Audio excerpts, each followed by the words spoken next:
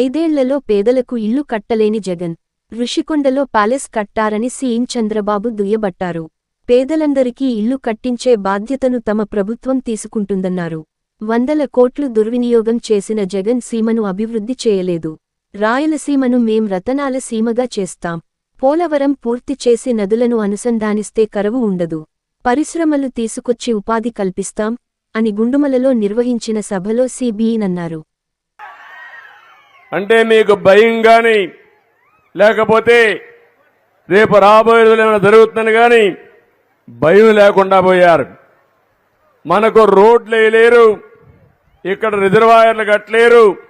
కానీ మీరు చూస్తే సర్వే పేరు పెట్టి ఆ సర్వేకి రాళ్లు వేయడానికి 700 కోట్ల రూపాయలు ఖర్చు పెట్టారు.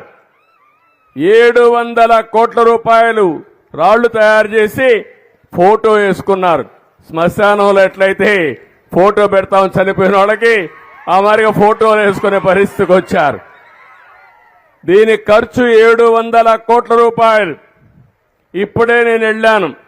ఓబడమ్మకైతే ఇల్లు లేదు గాని ఉండే ఇల్లు కూడా ఉరుస్తా ఉంది. కానీ ఈ మహానుభావుడు 500 కోట్ల రూపాయలు ఖర్చు పెట్టి విశాఖపట్నం ఋషికొండలో ప్యాలెస్ కట్టుకుంటున్నాడు. అంటే రాజులో మనం లేకుంటే మనం ఏమన్నా నియంతలో మనం